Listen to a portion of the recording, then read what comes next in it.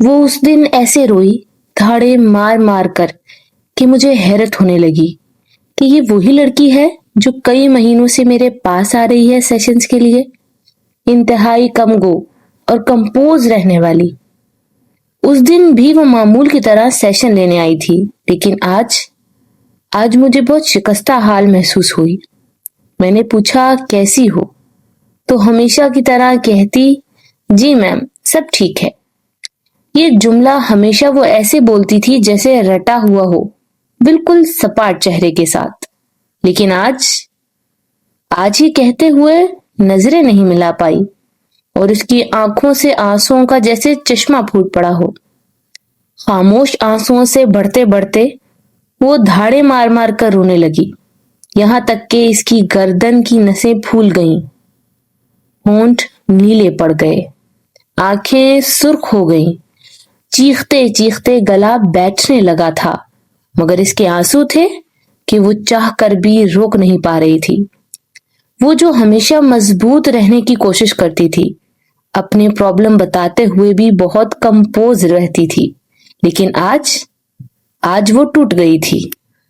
ऐसा लग रहा था जैसे दहाइयों की खामोशी, सब्र और बर्दाश्त एक साथ फट पड़े हों।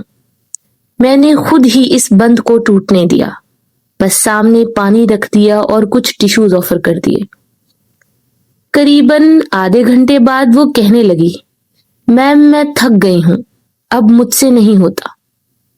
मैं इतनी भी मजबूत नहीं हूं जितना ये लोग मुझे समझ बैठे हैं। मुझे लगता है मेरा इस दुनिया में कोई है ही नहीं, कोई मुझे समझने वाला ही नहीं है। अम्मा के ताने अब नहीं सहे जाते। अब्बा जब दिल किया मारते हैं। बहन भाइयों की जिम्मेदारी का बोझ भी मुझ पर है कि तुम बड़ी हो। हाँ ठीक है मैं बड़ी हूं, लेकिन हूं तो औलाद ही ना। इन्हें ये भी समझना चाहिए, और अगर नहीं समझ सकते तो पैदा क्यों करते हैं। अब मुझसे और बर्दाश्त नहीं होता। आप बताएं मैं इस दर्द से कैसे निकलूं। इस जहनी अजियत से तो अच्छा है ना कि मैं एक ही बार मर जाऊं।